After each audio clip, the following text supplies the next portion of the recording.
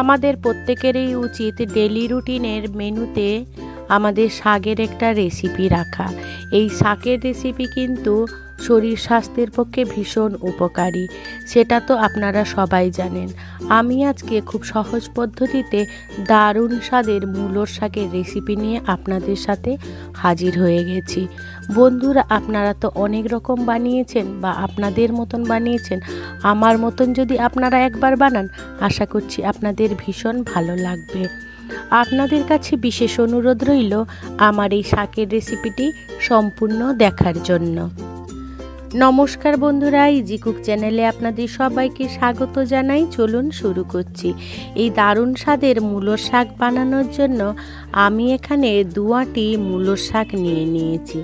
শাকটা অবশ্য আপনাদের পরিমাণ অনুযায়ী আপনারা বাড়িয়ে বা কমিয়ে নিতে পারেন। দেখুন, একদম কচি কচি শাক নিয়ে নিয়েছি। এই শাকটা প্রথমে আমি গোড়ার দিকটা কেটে বাদ দিয়ে দেবো। দেখুন, আমি ডগার দিকটা নিয়ে নিয়েছি, নরম নরম পাতাগুলো নিয়ে নিয়েছি। বন্ধুরা, এইভাবে যদি আমরা আঁটি বাঁধার অংশটা কেটে বাদ দিয়ে দিই, তাহলে আমাদের শাক বাছাটা খুব সুবিধা হয়। গোড়ার দিকটা আমি নেব না, তাই বাদ দিয়ে দিলাম। আর অফ ক্যামেরায় শাকটাকে দেখুন আমি একদমই মিহি মিহি করে কেটে নিয়েছি। আমাদের শাকটা কিন্তু এইভাবে কেটে নিতে হবে। মূলোর শাক কিন্তু যত ছোট ছোট করে কাটা যায়, মূলোর শাকের কিন্তু স্বাদটা তখনই বাড়ে। মূলোর শাক বন্ধুরা একেবারেই বড় বড় করে কাটবেন না, তাতে মোটেও খেতে ভালো লাগবে না। এবারে আমি শাকটাকে জল পাল্টে পাল্টে ভালো করে ধুয়ে নেব। একদম আলতো হাতে দেখুন এইভাবে আমাদের কচলে কচলে ধুয়ে নিতে হবে। এমনভাবে করতে হবে শাকের গায়ে কিন্তু কোনো রকম হবে না, তবে শাকটা আমাদের ভালো করে ধুয়ে নিতে হবে। আর মূলো শাকে প্রচুর পরিমাণে বালি থাকে, তো মূলো শাকটা সবসময় বন্ধুরা ভালো করে ধুয়ে নেবেন। আমার ভালো করে ধোয়া হয়ে গেলে আমি এবারে জল ঝরতে দিয়ে দিলাম। শাকটায় ভালো করে জল ঝরতে থাক। এদিকে আমি রান্নার জন্য গ্যাসের কাছে চলে এলাম। গ্যাসে কড়াই বসিয়ে দিলাম। কড়াইটা বেশ গরম হয়ে গেলে তাতে আমি সর্ষের তেল দিয়ে দেবো। খুব অল্প সর্ষের তেলে আমি এই শাকটা রান্না করব। তেলটা আমার গরম হয়ে গেলে আমি এখানে ফোড়নে দিয়ে দেবো 1/2 চামচের মতন কালো সর্ষে আর একটা শুকনো লঙ্কা। এই ফোড়ন থেকে যখন একটা সুন্দর মিষ্টি গন্ধ বেরোবে, তখন ওই যে আমি জল ঝরিয়ে রাখতে দিয়েছিলাম আমার শাকটা, সেই শাকটা আমি এবারে দিয়ে দেবো। আমার এই রেসিপিটি যদি কোনো বন্ধু ফেসবুক থেকে দেখে থাকেন, তাহলে আমার পেজটিকে লাইক ও ফলো করে দেওয়ার জন্য অনুরোধ করছি। এবারে আমি স্বাদ মতো নুন দিয়ে দিলাম। বন্ধুরা, শাকে কিন্তু নুনটা অবশ্যই বুঝে দেবেন, কারণ শাকটা প্রথমে পরিমাণে বেশি থাকে, সেটা কমে যায়। অবশ্যই আপনারা নুনটা বুঝে দেবেন। এবারে আমি শাকটাকে ভালো করে নাড়াচাড়া করে নুনের সাথে মিশিয়ে দেবো। যেহেতু মূলোর শাক আমাদের একটু শক্ত ধরনের হয়, তাই আমি প্রথমেই নুনটা দিয়ে দিলাম। এবারে আমি সমস্ত শাকগুলো মিশিয়ে নিয়ে আমি এবারে ঢাকা চাপা দিয়ে রান্না করে নেব প্রায় 2 থেকে 3 মিনিটের মতো।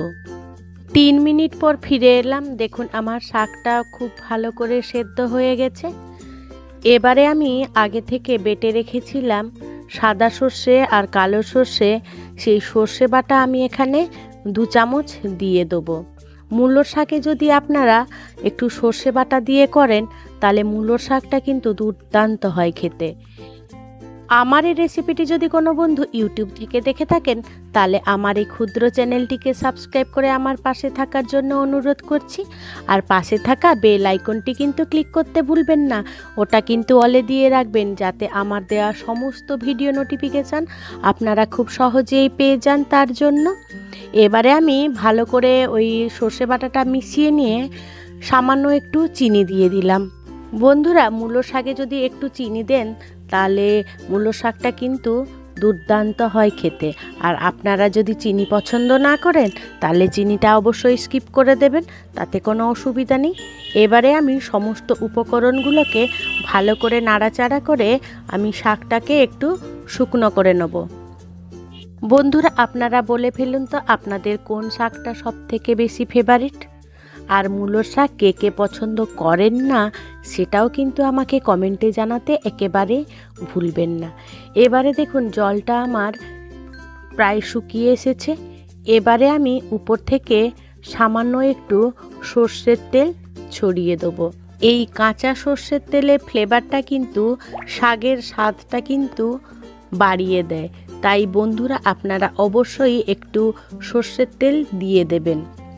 বন্ধুরা আজকে আমার রেসিপিটি আপনাদের কেমন লাগলো সেটা কিন্তু একেবারেই কমেন্টে জানাতে ভুলবেন না। যদি ভালো লেগে থাকে ছোট্ট একটা লাইক করে দেবেন। আপনাদের এই ছোট্ট ছোট্ট লাইক আমাকে অনেক ইন্সপায়ার করে নিত্য নতুন রেসিপি বানানোর জন্য। এবারে আমি নাড়াচাড়া করে তেলটা মিশিয়ে নিয়ে এবারে আমি পরিবেশন করে নিচ্ছি। শাকটা কিন্তু বন্ধুরা বেশি ভাজা করবেন না, দেখুন এইভাবেই আমাদের ভাজাটা করে নিতে হবে। আর যদি খুব বেশি ভালো লাগে আমার আজকের রেসিপিটি, বন্ধুবান্ধব কিংবা প্রিয়জনদের সাথে শেয়ার করে তাদেরও দেখার সুযোগ করে দেবেন।